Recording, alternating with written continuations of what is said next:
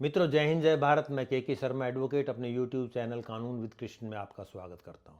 मित्रों, आज हम बात करेंगे monitoring of investigation by A magistrate, यानी कि मजिस्ट्रेट द्वारा अनुसंधान की निगरानी। रोजाना हम देखते हैं कि आम नागरिक को थाने में एफआईआर दर्ज कराने में काफ़ी परेशानी का सामना करना पड़ता है। यदि एफआईआर दर्ज भी हो जाए तो उसमें अनुसंधान प्रॉपर हो, अनुसंधान अनबायस्ड हो, अनुसंधान जो है विधि सम्मत हो, तो ऐसा हम कम ही उम्मीद रखते हैं। लेकिन ऐसी प्रावधान जो है सीआरपीसी में थे और अब बीएनएसएस में हैं कि जब भी आपको ऐसा लगे कि अब मुकदमा दर्ज नहीं किया जा रहा है या प्रॉपर इन्वेस्टिगेशन नहीं किया जा रहा है, तो सारे प्रावधान उसमें निहित हैं और वो सारी शक्तियाँ मजिस्ट्रेट को दी गई है। तो रोज़ाना की जो कार्यशैली उसमें हम देखते हैं कि एफआईआर दर्ज नहीं होती है तो हम जो है एसपी या कमिश्नर के पास जाते हैं, एसपी और कमिश्नर को लिखित में रिपोर्ट देते हैं। उसके बावजूद भी एफआईआर दर्ज नहीं होती तो कोर्ट में हम 156(3) सीआरपीसी जो पुराना सेक्शन है और 175(3) जो है बीएनएसएस का, उसमें हम एक प्रार्थना पत्र देते हैं या परिवाद पत्र पेश करते हैं कि ऐसे ऐसे हमने मुकदमा दर्ज करा, लेकिन मुकदमा दर्ज नहीं किया गया।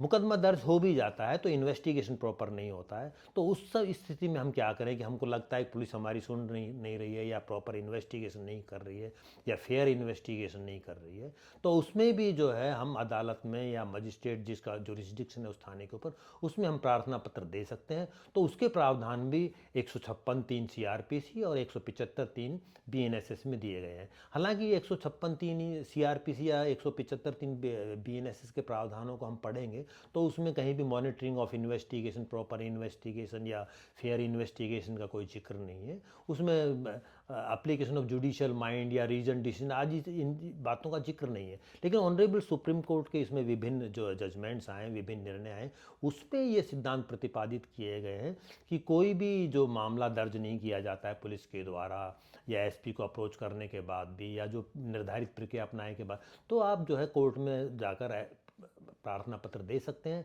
और एफआईआर दर्ज करा सकते हैं। एफआईआर दर्ज कराए, एफआईआर दर्ज कराने के बाद आपको लगता है कि इन्वेस्टिगेशन नहीं हो रहा, तो आप 175(3) बीएनएसएस या जो पुराना है 156(3) सीआरपीसी, उस प्रावधानों में ही आप प्रार्थना पत्र जो है मजिस्ट्रेट के कोर्ट में दे सकते हैं कि ऐसे ऐसे एफआईआर दर्ज कराएगी थी लेकिन इन्वेस्टिगेशन प्रॉपर नहीं किया जा रहा है, इन्वेस्टिगेशन फेयर या अनबायस्ड तरीके से नहीं किया जा रहा है या विधि सम्मत तरीके से नहीं किया जा रहा है। तो उसमें जो है मजिस्ट्रेट को पावर दी गई है कि मजिस्ट्रेट जो है मॉनिटरिंग के आदेश दे सकता है या इन्वेस्टिगेशन को मॉनिटर कर सकता है कि प्रॉपर इन्वेस्टिगेशन हो, फेयर इन्वेस्टिगेशन हो तथा पक्षकार को पूर्ण न्याय मिले। तो ऑनरेबल सुप्रीम कोर्ट ने कहा है कि जो सेक्शन 156(3) सीआरपीसी का था या 175(3) बीएनएसएस का, उसमें ऐसे कोई लिखित प्रावधान नहीं है तथा बहुत ही ब्रीफ वर्ड्स में उसको जो है उसको एक्सप्लेन किया गया है या बहुत ही ब्रीफ वर्ड्स में उसको लिखा गया है, लेकिन उसके बड़े वाइड मीनिंग्स हैं, बहुत वो गहरा अर्थ लिए हुए हैं। और वो जो जो प्रावधान है जो बीएनएसएस या सीआरपीसी में, वो प्रावधान जो हैं वो इतने गहरे हैं कि वो मजिस्ट्रेट को वो सभी शक्तियां प्रदान करते हैं जो कि एक प्रॉपर इन्वेस्टिगेशन के लिए आवश्यक हो, ऐसी दिशा निर्देश देने के लिए आवश्यक हो, या ऑल इंसिडेंटल जिनको हम कहें कि all incidental powers are given to a magistrate for ensuring a proper investigation,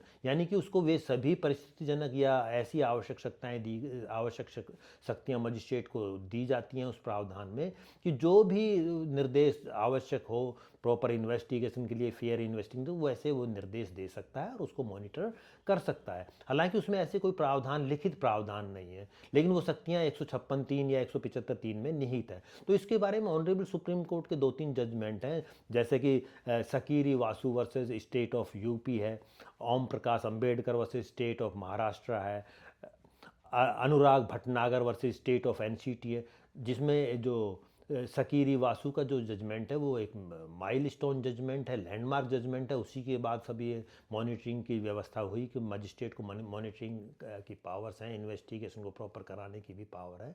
अन्यथा आम जो हम दिनचर्या में या आम प्रैक्टिस में हम देखते हैं कि केवल 156(3) में या 175(3) में परिवाद पत्र या कंप्लेंट कोर्ट में पेश किया जाता है। कोर्ट उसमें जो है after considering that proper procedure has been followed, वो डायरेक्शन देती है कि एफआईआर लॉन्च करके कार्रवाई की जाए। लेकिन अगर आप हमको लगता है कि प्रॉपर इन्वेस्टिगेशन नहीं हुआ है तो we can also move an application to the honourable court of magistrate having jurisdiction over the police station to monitor the investigation, कि इन्वेस्टिगेशन की निगरानी रखे और उसको फेयर और इम्पार्शियल इन्वेस्टिगेशन वो जो है निश्चित किया जाए और उसको इन्वेस्टिगेशन को सुचारू रखा जाए। उसके लिए जो है कोर्ट स्टेटस रिपोर्ट भी मांग सकती है, एफआईआर दर्ज कराने के आदेश भी दे सकती है और जांच में जो है अनावश्यक देरी या हरेसमेंट ना हो ऐसे आदेश भी जारी कर सकते हैं। लेकिन मित्रों यहाँ मैं बताना चाहूँगा कि जो जो कोर्ट्स ऑफ मजिस्ट्रेट है उसको सीबीआई को मुकदमा दर्ज कराने या इन्वेस्टिगेशन मॉनिटरिंग करने की कोई पावर नहीं है।